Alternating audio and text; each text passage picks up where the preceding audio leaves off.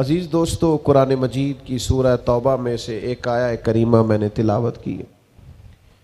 اللہ تعالیٰ نے ارشاد فرمایا کہ لَقَدْ جَاءَكُمْ رَسُولٌ مِّنْ أَنفُسِكُمْ، فرمایا تحقیق تمہیں میں سے تمہارے پاس ایک رسول تشریف لائے، عزیز علیہ ما عنتم، فرمایا یہ محبوب وہ ہے کہ تمہارا مشکل میں پڑنا میرے نبی پاک پر گراں گزرتا ہے، حضور پر بھاری ہوتا ہے تمہارا مشکل میں پڑنا۔ حریص علیکم، وہ تمہاری بہت بھلائی چاہنے والے، بالمؤمنین رؤوف الرحیم، مومنوں پہ رؤوف بھی ہیں اور رحیم بھی ہیں۔ میرے عزیزو، نبی پاک علیہ السلام کی یہ شان ہے کہ امت کو کوئی تکلیف پہنچے، امت کسی آزمائش میں آئے، امت کسی تکلیف سے گزرے تو یہ چیز حضور علیہ السلام پر گراں گزرتی۔ نبی پاک صلی اللہ تعالی علیہ وسلم کو یہ بات تکلیف دیتی ہے، اس لیے کہ محبوب حریص علیکم ہے، بہت بھلائی چاہنے والے۔ بہت سارے لوگ ہماری بھلائی چاہتے ہیں، ہمارے اساتذہ، ہمارے مشائخ، ہمارے مخلص دوست، ہمارے ماں باپ، سب ہماری بھلائی چاہتے ہیں، لیکن ہماری اتنی بھلائی کوئی نہیں چاہتا جتنی مدینے والے محبوب چاہتے ہیں۔ ہمارے سب سے زیادہ خیر خواہ، ہمارا سب سے زیادہ احساس کرنے والے، ہماری تکلیف کو، ہمارے دکھ کو، ہماری پریشانی کو سب سے زیادہ سمجھنے والے اگر کوئی ہے تو وہ ہمارے نبی پاک صلی اللہ تعالی علیہ وسلم۔ حضور ہماری تکلیف کو سمجھتے ہیں اور جس جس چیز کی جس مقام پر ہمیں حاجت ہے، محبوب وہ چیز ہمیں عطا کرتے ہیں۔ سب سے بڑی تکلیف کسی شخص کے لیے یہ ہوتی ہے کہ وہ ہدایت کے رستے سے دور ہو، اس کی آنکھوں کے سامنے گمراہی کا پردہ آ جائے، اس کی سوچیں وسوسوں کا شکار ہوں، اس کا مزاج بے یقینی والا ہو، سوچیں ڈگمگاتی ہوں۔ یہ سب سے بڑی کسی شخص کے لیے تکلیف ہوتی ہے۔ جب کسی آدمی کو ہدایت کا نور مل جائے، نبی پاک صلی اللہ تعالی علیہ وسلم کو سب سے زیادہ اس بات کا دکھ رہتا تھا کہ میری امت ہدایت یافتہ ہو جائے، یہ کلمہ پڑھ لیں، ایمان مضبوط ہو جائے، یقین کی دولت انہیں مل جائے۔ اس بات کا بڑی شدت سے محبوب احساس فرماتے۔ آپ کبھی اس باپ سے ملیے گا جس کا بیٹا کسی غلط رستے پہ چل رہا ہو، اس ماں سے ملیے گا جس کا نازوں سے پالا بیٹا خدا نہ خواستہ نافرمانی کر رہا ہو۔ وہ جب آپ کے سامنے اپنا دکھ رکھیں گے، تکلیف رکھیں گے، تو آپ کو اندازہ ہوگا کہ وہ کس کرب کا شکار ہیں۔ جب بچے بگڑتے تو محسوس ہوتا ہے کہ ساری کمائی لٹ گئی۔ ماں باپ جب اولاد کے بگڑ جانے سے اتنی تکلیف میں ہوتے ہیں تو بتائیے جو ماں باپ سے بھی بڑھ کر پیار کرنے والے۔ نبی کریم صلی اللہ تعالی علیہ وآلہ وسلم بڑی شدت کے ساتھ اس بات کا درد محسوس کرتے تھے کہ لوگ دین کی طرف آ جائیں۔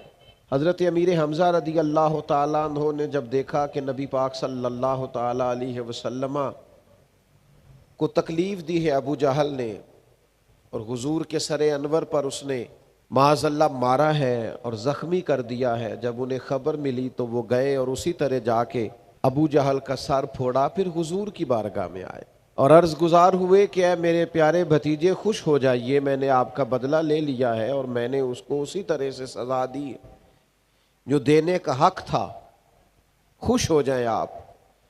تو حضور فرمانے لگے چچا میں اس طرح تو خوش نہیں ہوتا۔ تو محبوب آپ کیسے خوش ہوتے ہیں؟ فرمایا آپ کلمہ پڑھ لیجئے، میں خوش ہو جاؤں گا۔ آپ دین کی طرف آئیے، آپ ہدایت کا رستہ اختیار کیجئے، آپ شریعت اسلامیہ کے اصول اور ضابطے اپنا لیجئے، میں خوش ہو جاؤں۔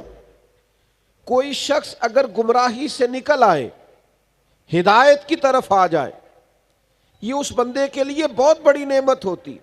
اللہ کے رسول اس کے لیے بڑی کوشش کرتے، بازاروں میں جاتے، منڈیوں میں جاتے، طائف میں تشریف لے گئے، سرداروں کی ٹولیوں میں جا کر پیغام دین دیتے، حضور کو کسی کے گھر جانا پڑتا تو تشریف لے جاتے، لیکن چاہت یہ تھی کہ لوگ صاحب ایمان ہو جائیں۔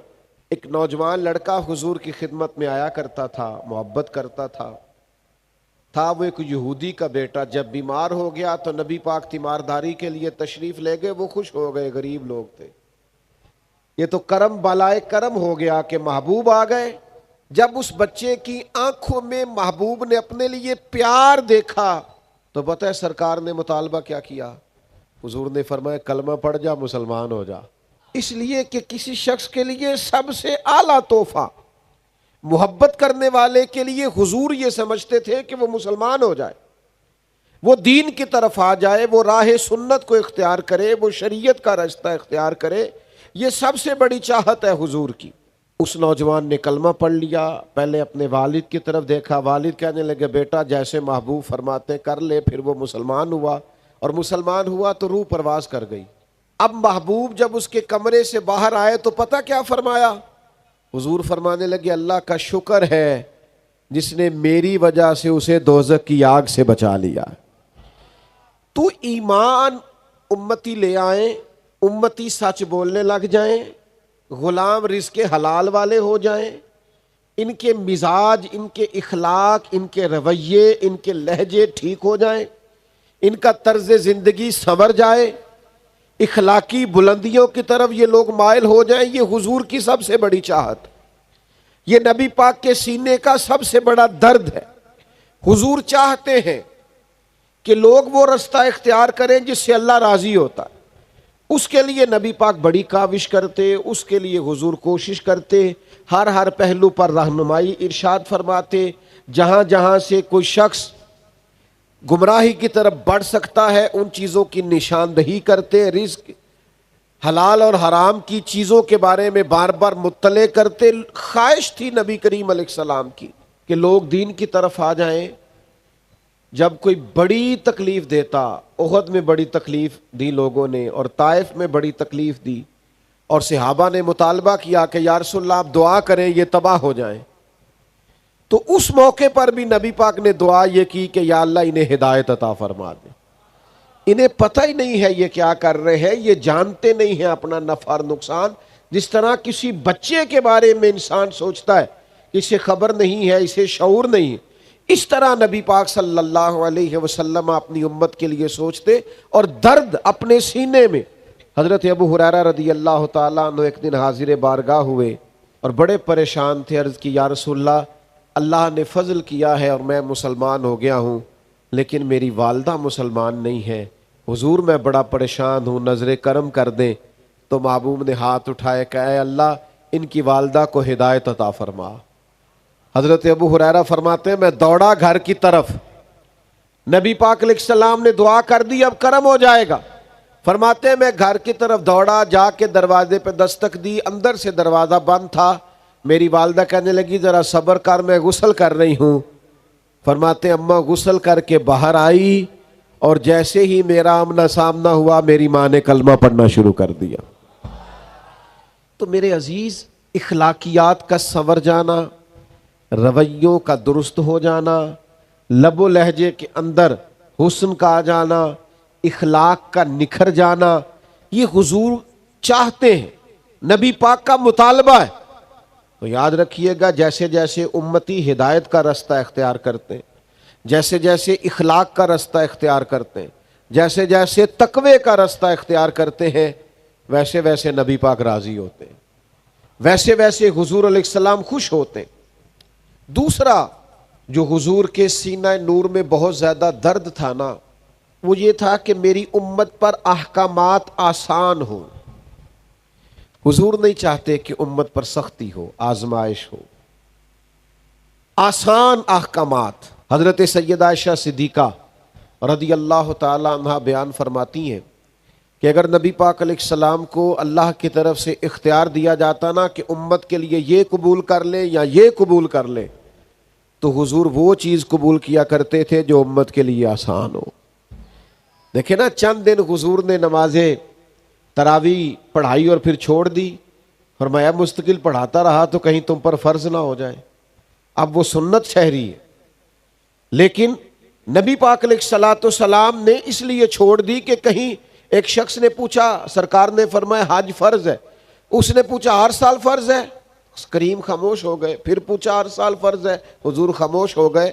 جب اس نے تیسری بار پوچھا تو فرمایا جو میں کہوں کر لیا کرو، اگر میرے منہ سے نکل جاتا ہر سال فرض ہے تو ہر سال فرض ہو جاتا، تمہیں تکلیف ہوتی۔ نبی کریم چاہتے ہیں آسان شریعت، آسان، لوگ مشکل میں نہ آئیں۔ حضور علیہ الصلوۃ والسلام آسانی چاہتے ہیں۔ حضور علیہ السلام نا وصلی روزے رکھا کرتے تھے، یعنی آج روزہ رکھا، کل پھر رکھ لیا، پرسوں پھر رکھ لیا۔ تو کچھ صحابہ نے بھی چاہا ہم بھی وصلی روزے رکھیں، مسلسل روزے رکھیں، تو بیمار ہو گئے، تکلیف ہو گئی۔ تو اللہ کے حبیب علیہ الصلوۃ والسلام کو پتہ چلا کہ انہوں نے بھی اسی طرح روزے رکھے ہیں، تو حضور فرمانے لگے ایکم مثلی، تم میں سے میری طرح کا کون ہے؟ میں تو اپنے رب کے پاس رات گزارتا ہوں، کھلا بھی دیتا ہے، پلا بھی دیتا ہے۔ تم ایک دن روزہ رکھا کرو اور ایک دن چھوڑا کرو، پابندی لگائی۔ جب کچھ صحابہ نے عرض کیا تھا کہ ہم ہر روز رات کو نفل پڑھیں گے، ساری رات ہر روز نفلی روزے رکھیں گے، تو نبی کریم نے فرمایا نہ بھائی، میں تم سب سے زیادہ اللہ کو جانتا ہوں اور میں تم سب سے بڑھ کر رب سے ڈرتا ہوں، میں تو روزہ بھی رکھتا ہوں، افطار بھی کرتا ہوں، میں تو عبادت بھی کرتا ہوں اور کچھ وقت رات کا آرام بھی کرتا ہوں۔ اللہ کے حبیب صلی اللہ تعالی علیہ وسلم آسان شریعت۔ بعض لوگوں کو نا ناراض نہ ہوئیے گا، ان کو نا نیکی کا بخار بھی چڑھ جاتا ہے معاذ اللہ، وہ ذرا ذرا سی باتوں پہ ناپتے تولتے پھرتے ہیں، اس نے یہ کیوں نہیں کیا، اس نے یہ کیوں نہیں کیا، یہ بیٹھا کیوں نہیں ڈھب سے، کھڑا کیوں نہیں ہوا ڈھب سے، یہ دیکھیں یہ فلاں کام اس نے۔ بعض مستحبات پر بھی اتنا زور دیتے ہیں، اتنا زور دیتے ہیں۔ وہ خدا کے بندو، جب نبی پاک علیہ السلام نے کچھ چیزوں میں گنجائش دی ہے، جب سرکار نے بعض چیزوں میں امت کے لیے آسانی کی ہے، اور یہ حضور کے سینے کا درد ہے، یہ عزیز علیہ ما عنتم کی تفسیر ہے، تو پھر آپ بے جا سختی، بلا وجہ کی سختی، جو سختی شریعت میں نہیں ہے وہ سختی آپ کر رہے ہیں، اور اس کا نتیجہ ٹھیک نہیں نکلتا۔ بعض لوگ اتنا مشکل دین بیان کرتے ہیں، اتنا مشکل کہ وہ لوگ سمجھتے ہیں کہ یہ تو میرے بس کی بات ہی نہیں۔ یعنی میں نے بعض لوگوں کو دیکھا ہے کہ وہ ولی کی شان بھی اس طرح بیان کرتے ہیں کہ بس یہ ولی کر سکتا ہے، اس کے علاوہ کوئی نہیں کر سکتا، تو لوگ سمجھتے ہیں بھئی یہ تو بڑا مشکل کام ہے، کوئی داتا صاحب ہوگا تو یہ کام کرے گا، کوئی خواجہ معین الدین ہی ہوں گے تو یہ کام کریں گے۔ وہ خدا کے بندو، وہی قرآن خواجہ صاحب پڑھتے ہیں، وہی آپ پڑھتے ہیں، وہی داتا صاحب پڑھتے ہیں، وہی آپ پڑھتے ہیں۔ نبوت کا دروازہ بند ہے، ولی تو قیامت تک ہو سکتے ہیں۔ تو ہم کیا کرتے ہیں کہ بعض چیزیں اتنی مشکل کر کے بیان کرتے ہیں، اور پھر ہمارے ہاں چونکہ کرامتوں کا بھی ایک سلسلہ چلتا ہے، تو وہ ایسی انوکھی انوکھی کر کے بیان کی جاتی ہیں کہ وہ ماوراء العقل چیزیں چلی جاتی۔ تو شریعت کا وہ خاص حسن جو آسانی والا ہے، جس کا مطلب یہ ہے کہ اس پر عمل کیا جا سکتا ہے۔ ہاں، ہر چیز میں رخصت کو تلاش نہ کریں، آپ ہر چیز کو مشکل اپنی طرف سے نہ بنا دیں، لیکن یہ کہ وہ والا دین کا پہلو بیان نہ کریں۔ نبی پاک علیہ السلام جو دین لے کے آئے وہ تو قابل عمل ہے، وہ تو آسان ہے، وہ تو پیار والا ہے، اس کے تو انسان قریب چلا جاتا ہے، وہ تو جاذبیت والا ہے، اس کو تو جیسے جیسے بندہ پڑھتا جاتا ہے اسے لگتا ہے یہ تو پیارا ہی بڑا ہے، یہ تو دین حسین ہی بڑا ہے۔ جیسے جیسے شریعت اسلامیہ کو انسان دیکھتا جاتا ہے، غور کرتا ہے، مطالعہ کرتا ہے، علم پاتا ہے، اسے احساس ہوتا جاتا ہے کہ یہ تو بڑا خوبصورت ہے، بڑا میٹھا ہے، بڑا قابل عمل ہے۔ ایک امام صاحب نا نماز پڑھاتے تھے لوگوں کو، یہ بخاری مسلم میں حدیث موجود ہے، نماز پڑھاتے تھے، لیکن بہت لمبی نماز پڑھاتے، بہت لمبی۔ اب کچھ بیچارے ایسے لوگ بھی ان کے پیچھے کھڑے ہوتے جو سارا دن اونٹ چراتے رہے، محنت مزدوری کرتے رہے، لیکن بہت لمبی نماز پڑھاتے۔ تو لوگوں نے آ کے شکایت کی، آپ نے بات کو سمجھنا ہے۔ آج تو لوگ طلباء پر پابندی لگا دیتے ہیں نا کہ پورا قرآن مجید پڑھنا، میری دکان پہ قرآن پڑھنے آئے ہو، اِصالِ ثواب کے لیے پڑھنے آئے ہو تو سارا پڑھ کے اٹھنا۔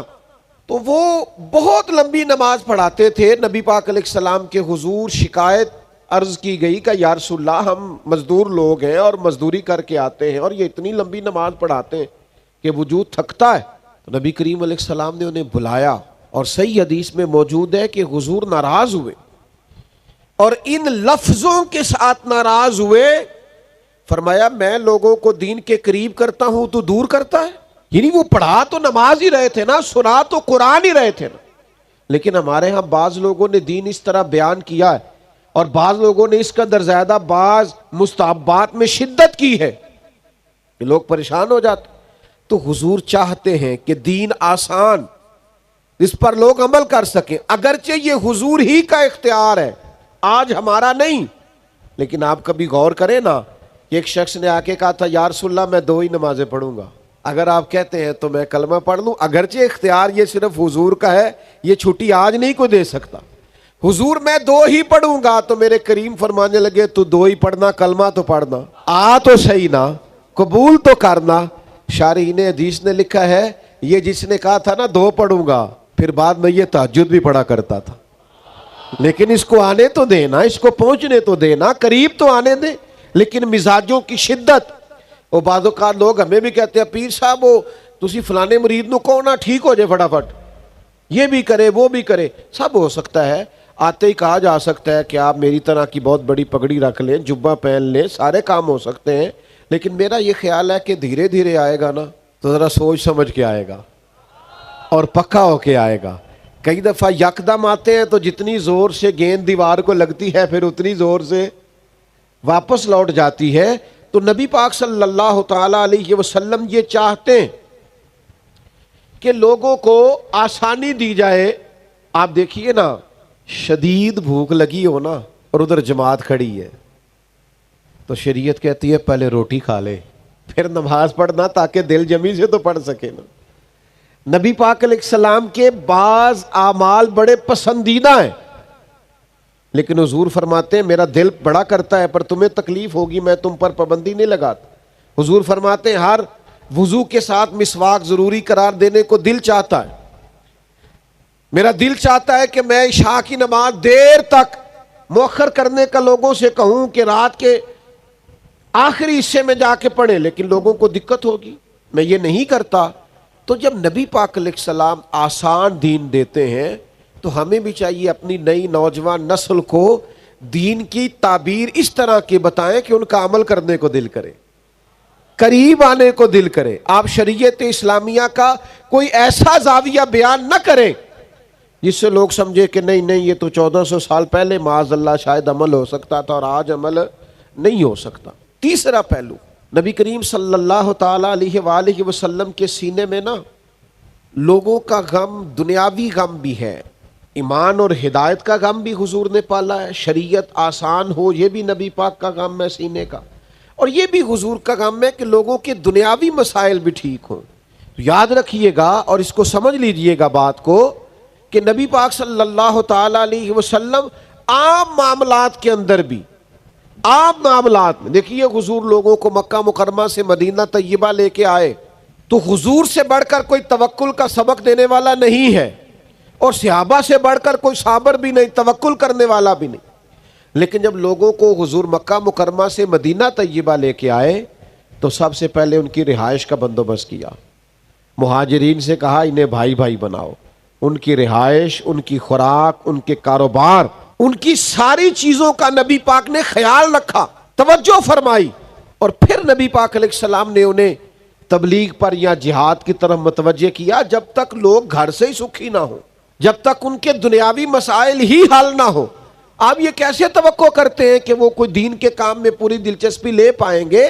میرے عزیز, نبی پاک علیہ السلام کے سینے میں یہ دکھ رہتا. یعنی حضرت ربیعہ بن کعب نبی پاک کو وضو کراتے, خدمت کرتے, ڈیوٹی کرتے, تو وہ صرف وضو کراتے تھے. تو یہ نہیں فرمایا کہ چلو کراتا ہے تو کراتا رہے, آج کل جو رواج ہے. حضور نے ان سے پوچھا آپ شادی کیوں نہیں کرتے؟ ایک شخص صرف اتنی ڈیوٹی کرتا ہے کہ وضو کراتا ہے, تو حضور یہ خیال کرتے ہیں کہ اس کا گھر بسنا چاہیے, اس کی زندگی کے سارے معاملات بہتر ہونے چاہیے. نبی کریم صلی اللہ تعالی علیہ وسلم نے فرمایا شادی کیوں نہیں کرتے؟ تو حضرت ربیعہ بن کعب کہتے ہیں میں نے عرض کی حضور نہ کوئی کاروبار، نہ کوئی بڑا قبیلہ، نہ کوئی رنگ، نہ کوئی روپ، ہمیں کون رشتہ دے گا؟ فرماتے محبوب مسکرا دیے۔ اگلے دن پھر حضور نے پوچھا شادی کیوں نہیں کرتے؟ میں نے پھر عرض کی حضور نہ تو کوئی رنگ روپ ہے، نہ کوئی کاروبار ہے، نہ کوئی اونچا قبیلہ ہے، کون رشتہ دے گا؟ تیسرے دن پھر کریم نے فرمایا تو میرے دل میں خیال آیا جب حضور جو فرماتے ہیں، جب نبی پاک فرماتے ہیں تو جو حضور کہہ دیں سانو قید سجن دا گہڑا ہے وہ جنج رکھے ایسا اونج رہنا ہے، ٹھیک ہو گئی بات۔ اگر حضور فرماتے ہیں تو ختم ہے معاملہ۔ میں نے عرض کی حضور کرا دے، یہاں تک نبی پاک بندوبست فرماتے میرا رشتہ بھی حضور نے طے کروایا، اور ایک صحابی سے فرمایا اس کو کھجور کی گٹھلی کے برابر سونا بندوبست کر کے دو، اس نے حق مہر دینا ہے، اور ایک صحابی سے فرمایا تم خرچ کرو تو اس نے ولیمہ کرنا۔ فرماتے ہیں میرے سارے انتظام ہی مجھے مدینے والے محبوب نے کرا کے دی۔ حضور دنیاوی مسائل کا بھی خیال کرتے میرے بھائی، ایک دوسرے کے دنیاوی چیزوں کا بھی خیال کریں، لوگوں کے معاشی مسائل کا بھی خیال کریں، دکھوں کا بھی خیال کریں۔ دیکھیں کس قدر نورانی طریقے سے آپ بیٹھے اور کہاں تک آپ کا اجتماع ہے، یہ نورانی اور پروکار مجمع۔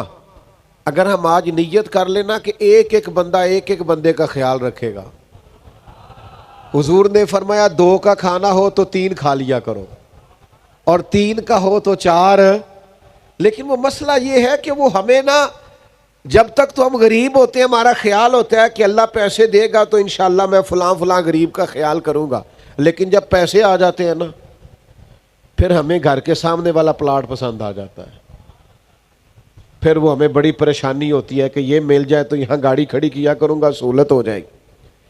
پہلے ہمارا دل ہوتا ہے 4 پیسے آ گئے تو غریبوں کا، بہن بھائی غریب جو ہوں گے، رشتہ دار دوست احباب خیال کروں، اور پھر جب اللہ وسعت دے دیتا ہے پھر ہمیں محسوس ہوتا ہے گاڑی تو چھوٹی ہے، یہ کبھی بڑی مل جائے نا، کبھی اس سے بھی بڑی مل جائے نا۔ اپنے ہی بارے میں خدا مجھے ایسی خدائی نہ دے کہ اپنے سوا کچھ دکھائی نہ دے۔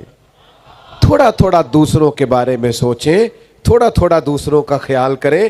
نبی رحمت صلی اللہ تعالی علیہ وآلہ وسلم کا یہ طریقہ مبارکہ تھا کہ حضور علیہ الصلوۃ والسلام لوگوں کی دنیاوی معاملات میں بھی توجہ فرماتے، غور کرتے۔ آپ دیکھیے نا، بڑی مشہور روایت ہے، حضرت سلمان فارسی رضی اللہ تعالیٰ عنہ جب ان کو رہائی دلوانی تھی ان کے آقا سے تو حضور نے سارے بندوبست کر کے دیے، سونا بھی صحابہ سے کہا جمع کر کے دو، اور اگر ان کے لیے کچھ باغات لگانے تھے، کھیتی باڑی کرنی تھی تو صحابہ سے فرمایا آؤ سارے مل کے کام کریں، اپنے بھائی کی گردن چھڑانے کے لیے سارے ڈیوٹی کریں۔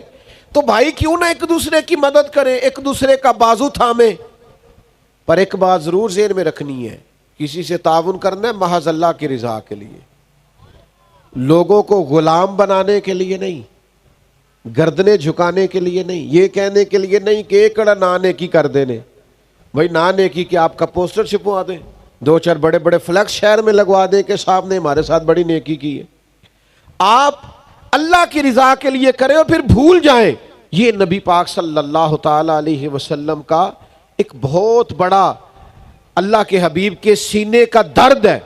دیکھیے بعض ایسی چیزیں جن میں شریعت مکلف نہیں کرتی، اس میں بھی حضور چاہتے تھے کسی کا مسئلہ حل ہو جائے۔ ایک شخص نے آ کے حضور سے کچھ مانگا، اللہ کے حبیب علیہ السلام نے فرمایا اس وقت تو ظاہری طور پر میرے پاس بظاہر موجود نہیں ہے، 2 جہاں کے شاہ ہیں اور پاس کچھ رکھتے نہیں، 2 جہاں کی نعمتیں ہیں ان کے خالی ہاتھ۔ حضور نے فرمایا اس وقت تو بظاہر کچھ نہیں، آپ اس طرح کریں فلاں دکان پہ چلے جائیں اور میرے نام پہ قرض اٹھا لیں۔ ہم تو اندر پڑے ہوئے ہوتے ہیں نا، ڈھیر لگے ہوئے ہوتے ہیں پھر بھی نہیں دیتے، اور یہاں کریم نے فرمایا قرض لے لے میرے نام پر۔ حضرت عمر رضی اللہ تعالیٰ عنہ کھڑے تھے اور انہوں نے حضور سے شریعت کا یہ قاعدہ ضابطہ سنا ہوا تھا کہ آپ کے پاس ہے تو دے دے، نہیں ہے تو معذرت کر لے۔ حضرت عمر عرض گزار ہوئے کہ یا رسول اللہ صلی اللہ تعالی علیہ وسلم، اللہ کا دین تو ہمیں اس کا پابند نہیں کرتا کہ قرض اٹھا کے اللہ کی راہ میں دیا جائے۔ حضرت عمر مسئلہ دریافت کر رہے اور حضور کی سکھائی ہوئی بات عرض کر رہے کہ یا رسول اللہ قانون ویسے یہ نہیں کہ آپ کے پاس ہے تو دے دے، نہیں ہے تو معذرت کر لے۔ تو حضور نے حضرت عمر کا اس موقع پر یہ بات کرنا پسند نہیں فرمایا. حضرت بلال عرض گزار ہوئے, یا رسول اللہ آپ بانٹیے, عرش کا مالک بڑا ہی عطا کرنے والا ہے. حضور خوش ہو گئے, چہرہ مبارک اور زیادہ جگمگا اٹھا. کریم فرمانے لگے قرض لے لو میرے نام پر, یعنی قرض اٹھا کر بھی اگر کسی کی مدد کی جا سکتی ہے, اس کی ضرورت پوری کی جا سکتی ہے تو نبی کریم کرتے تھے. لیکن ہمارے ہاں تو اندر سرمایہ پڑا رہتا ہے, ہم تو سارا کچھ پاس ہوتا ہے اور ہمارے اڑوس پڑوس میں لوگ بھوکے ہوتے ہیں.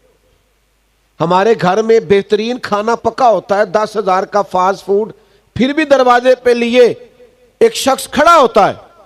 لیکن اسی گھر کے کونے کے اندر کچھ ایسے لوگ بھی ہوتے ہیں جنہوں نے شام اچار سے کھائی ہوتی ہے, لیکن ہمیں وہ نظر ہی نہیں آتے, دکھائی نہیں دیتے, توجہ ہی نہیں کرتے, ذہن ہی نہیں بنتا. میرے محبوب کا میلاد منانے کے لیے اتنی بڑی تعداد میں جمع ہونے والے حضور کے غلاموں, یار تھوڑا تھوڑا احساس ایک دوسرے کا پیدا کریں. دکھ بڑے بڑھ گئے ہیں, تکلیفیں بڑی بڑھ گئی ہیں. یہ سیلاب آیا ہے, غریبوں کی غریبی میں اور اضافہ ہو جائے گا. کسان جنہوں نے محنت کر کے فصلیں بوئی تھیں, نتیجے کا وقت آیا ہے تو وہاں پانی آ کھڑا ہوا ہے. جن کا سارا گزارا جانوروں پہ ہوتا تھا, ان کے جانور بہہ گئے. انہوں نے اپنی آنکھوں سے بہتے ہوئے دیکھے, اور کچے میرے مکان کی دیوار کیا گری, لوگوں نے میرے صحن میں رستے بنا لیے. حالات اور ہو گئے, آزمائش بڑھ گئی, دکھ بڑھ گئے, تکلیفیں بڑھ گئی. تھوڑی دیر خبریں چلیں گی, تھوڑی دیر تبصرے ہوں گے, تھوڑی دیر غور کیا جائے گا کہ آخر پانی کیوں آیا, پھر اس پر بھی ٹی ویوں پہ ڈبیٹ ہوگی کہ آئندہ کیسے روکا جائے. لیکن وہ جو بچے لے کے سڑک پہ آ گئے, ان کو کل کو وہ سارا کچھ خود سے کرنا ہے. ان کی آزمائش بڑھ گئی. انہوں نے بڑی مشکل سے کچھ گھروندے کھڑے کیے تھے, لیکن وہ بہہ گئے تنکوں کی طرح. تھوڑا تھوڑا دکھ بانٹنا شروع کریں, تھوڑا تھوڑا خیال رکھنا شروع کریں, تھوڑا تھوڑا ایک دوسرے کا احساس کرنا شروع کریں, تھوڑا تھوڑا درد بانٹنا شروع کریں. اندر سرمایہ رکھ کے, اندر چیزوں کو رکھ کے, کس طرح ہماری طبیعت یہ چاہتی ہے. بخاری شریف میں ایک حدیث ہے, صحابہ فرماتے کبھی ایسا نہیں ہوا, یہ ہم نے پہلی دفعہ دیکھا کہ نبی پاک علیہ السلام نے عصر کی نماز پڑھائی اور حضور تیزی سے گھر چلے گئے. یہ انداز ہم نے پہلے کبھی نہیں دیکھا تھا. تیزی سے کریم تشریف لے گئے گھر, اور پھر تھوڑی دیر کے بعد واپس تشریف لے آئے. تو یہ اس طرح اتنی تیزی کے ساتھ کاشانہ نور کی طرف جانا پہلی دفعہ دیکھا تھا. ہمارے ذہنوں کی سطح پر سوال اٹھ رہے تھے, تو محبوب خود ہی فرمانے لگے تم سوچ رہے ہوگے میں اتنی تیزی سے کیوں گیا ہوں. یا رسول اللہ ہم یہی سوچ رہے. تو حضور فرمانے لگے کوئی سونا آیا تھا, سارا میں نے بانٹ دیا, ایک ٹکڑا پڑا رہ گیا, ابھی نماز مکمل ہوئی ہے تو مجھے خیال آیا وہ تو گھر میں پڑا ہے. تو فرمایا میں جلدی سے گیا ہوں اور وہ بھی اللہ کے راستے میں خیرات کر کے آیا. یہ حضور نے ہمیں اسوہ نور دیا, یہ سوچیں دی. لیکن کیا کریں, دلوں کی سختی اور خود غرضی کا مزاج اور فقط اپنے لیے سوچنا اور زندگی کے شب و روز میں سوائے اپنے گردن ہی نہ ہٹانا, یہ ہماری طبیعت بن گئی. چوتھی بات, عزیز علیہ ما عنتم, تمہارا مشکل میں پڑنا حضور کو گراں گزرتا ہے, بھاری گزرتا ہے. چوتھی بات, حضور کا دل کرتا ہے کہ قبروں میں بھی امت سکون میں رہے, ان کو قبر کی تکلیف نہ ہو, برزخی زندگی میں آزمائش نہ ہو. نبی پاک صلی اللہ تعالی علیہ وسلم گزر رہے تھے, ایک قبر کے قریب سے گزرے تو جس سواری پر بیٹھے تھے وہ سواری بدکی. حضور اتر گئے اور کریم باہر کھڑے ہو کے اندر کی خبر دے رہے ہیں, باہر کھڑے ہو کے بتا رہے ہیں ان دو قبروں والوں کو عذاب ہو رہا ہے. ان کے گناہ یہ ہے کہ ایک پیشاب کے چھینٹوں سے نہیں بچتا تھا, ایک غیبت کرتا تھا. جو محبوب قبر کے باہر کھڑے ہو کے اندر کے حالات بتاتے ہیں, وہ جب اندر تشریف لے جائیں گے تو باہر کی خبریں نہیں رکھیں گے. روزے دے دوالے نے غلامہ دیاں ٹولیاں, ایک پہ سن دے کروڑا دیاں بولیاں. تو نبی کریم صلی اللہ تعالی علیہ وسلم نے دو تر ٹہنیاں منگوائیں اور قبروں پہ رکھ کے کہا جب تک یہ تر و تازہ رہیں گی عذاب میں تخفیف رہے گی. حضور چاہتے ہیں قبروں والوں کا عذاب دور ہٹ جائے. حضرت سعد بن معاذ رضی اللہ تعالیٰ عنہ آپ کو دفن کیا گیا تو نبی پاک ان کی قبر پہ کھڑے ہو گئے اور پھر تسبیحات پڑھی حضور نے، تکبیر کہی، تحلیل کہی، اور پھر حضور فرمانے لگے تمہارے بھائی کی قبر تنگ ہو گئی تھی، میں نے تسبیحات پڑھی ہیں تو اللہ نے قبر کو کشادہ فرما دیا۔ حضور چاہتے ہیں قبروں میں بھی راحت نصیب ہو، قبروں میں بھی، کہ وہ جو حضور کی زیارت ہوگی نا قبر میں، اس کی بھی شاید بڑی وجہ یہ ہے کہ جب حضور نظر آ جائیں گے نا قبر میں تو پھر کرم ہی کرم ہو جائے گا۔ پسے مردن فرشتوں نے جو تلاشی لی تو کیا نکلا؟ فقط ایک دل کے گوشے سے خیال مصطفیٰ نکلا۔ پانچویں بات، حضور چاہتے ہیں آخرت میں کہاں سے کوئی اتنا لجپال اور کریم ملے گا جو قبر میں بھی زیارت کرائے اور میدان محشر میں بھی کھڑا ہو کہ تمہیں کوئی تکلیف نہیں آنے دیں گے۔ حضور چاہتے ہیں کہ قیامت والے دن بھی، آخرت میں بھی امتیوں کو راحت ملے، سکون ملے، اطمینان ملے، قرار ملے۔ نبی پاک صلی اللہ تعالی علیہ وسلم اپنی امت کی اخروی نجات کے لیے بڑے فکر مند ہیں۔ میں اور آپ رات کو سوئے رہتے ہیں، لیکن نبی پاک صلی اللہ علیہ وسلم راتوں کو جاگتے تھے اور کہتے تھے یا اللہ میری امت کی بخشش فرما۔ نبی پاک صلی اللہ تعالی علیہ وآلہ وسلم فرماتے ہیں میرے رب نے مجھے اختیار دیا، 3 دعائیں میں چاہوں تو کچھ بھی مانگ لوں اللہ عطا کرے۔ 3 دعاؤں کا اختیار دیا تھا۔ حضور فرماتے ہیں 2 میں نے دنیا میں مانگ لی، وہ اصل میں دعا ایک ہی ہے، حضور نے 2 دفعہ مانگی۔ دعا کیا ہے؟ یا اللہ میری امت کو بخش دے، یا اللہ میری امت کو معاف کر دے۔ اور حضور فرماتے ہیں ایک میں نے رکھ لی ہے، وہ قیامت والے دن مانگوں گا، وہ بھی حضور یہی مانگیں گے یا اللہ انہیں معاف کر دے۔ نہ مجھ سے بارے عمل اٹھے گا، نہ عضو ہی کوئی ساتھ دے گا، اگر کہے گا تو روز محشر خدا سے میرا نبی کہے گا سیاہیاں داغ صاف کر دے، اسے میرے مولا معاف کر دے، یہ میرا عاشق ہے وارثی ہے، میرا تو سب کچھ میرا نبی ہے۔ نبی پاک علیہ الصلوۃ والسلام فرماتے ہیں مجھے میرے رب نے اختیار دیا، میں چاہوں تو آدھی امت کی بخشش کروا لوں اور چاہوں تو اللہ سے سفارش کا حق لے لوں، اللہ نے مجھے اختیار دیا۔ حضور فرماتے ہیں میں نے اپنے رب سے نا شفاعت کا حق لے لیا ہے کہ یا اللہ مجھے شفاعت کا حق دے، میں سفارش کرتا جاؤں اور تو انہیں معاف کرتا جا۔ حضور قیامت والے دن سفارش کریں گے۔ حضور فرماتے ہیں قیامت والے دن اللہ تعالیٰ انبیاء کو نور کے ممبر عطا کرے گا، سب نبی ممبروں پہ بیٹھیں گے، لیکن حضور فرماتے ہیں میرا ممبر خالی ہوگا۔ یا رسول اللہ آپ کا کیوں خالی ہوگا؟ فرمایا نبی ممبروں پہ بیٹھے ہوں گے اور میں سجدے میں جا کے اپنی امت کی بخشش کی دعائیں مانگ رہا ہوں گا۔ میرے عزیز، حضور کو یہ غم رہا کہ امت کو ہدایت نصیب ہو جائے، نبی پاک کو یہ غم رہا کہ دین انہیں آسان ملے۔ حضور یہ چاہتے ہیں کہ امت کے جو دنیاوی مسائل ہیں ان میں آسانی ہو، حضور چاہتے ہیں کہ امت کے دنیاوی معاملات میں بھی آسانی ہو، اگر کوئی کسی کو کسی جگہ پریشانی ہے تو اس کا حل ہو۔ ایک مقام پہ حضور نے اعلان فرمایا کہ کوئی میرا امتی دنیا سے چلا جائے اور اگر وہ ترکہ چھوڑے تو وارثوں میں بانٹ دو، اور اگر اس کے ذمے قرض ہو تو میرے پاس آ جاؤ میں ادا کر دوں گا۔ حضور علیہ السلام چاہتے ہیں کہ امت کو برزخ میں بھی، قبر میں بھی آسانی، حضور چاہتے ہیں محشر میں بھی ان کے لیے آسانی۔ مجھے بتائیے جب اتنی آسانیاں نبی کریم ہمارے لیے چاہتے ہیں، ہم اپنے لیے مشکلات کیوں کھڑی کرتے ہیں؟ کبھی جرم کر کے، کبھی گناہ کر کے، کبھی حرام کھا کے معاذ اللہ، کبھی لوگوں کا دل توڑ کے، کبھی آزمائش کھڑی کر کے، کیوں اپنے لیے ہم بوجھ کھڑے، اپنی جانوں پر کیوں ظلم کرتے ہیں؟ بعض ایسے گناہ بھی لوگ کرتے ہیں جن کا کوئی فائدہ نہیں، بلا وجہ جھوٹ بولتے ہیں، لوگوں کو ہنسانے کے لیے جھوٹے لطیفے سناتے ہیں، اپنے ذمہ گناہ اکٹھا کرتے ہیں۔ اپنے مزاج کے اندر آسانی لائیے، دھیما پن لائیے، ٹھہراؤ لائیے، جلد بازی کو نکالیے، بے چینی کو نکالیے، بے قراری کو نکالیے، الجھے خیالات کو نکال دیجئے، ایک دوسرے کا احساس پیدا کیجئے۔ دین بڑا آسان ہے، قابل عمل ہے، بڑی آسانی سے عمل کیا جا سکتا ہے۔ صرف ایسا کیجئے کہ اپنے سینے میں جذبہ پیدا کیجئے کہ ہم نے عمل کرنا ہے، خواہش پیدا کیجئے کہ ہم نے آگے بڑھنا ہے۔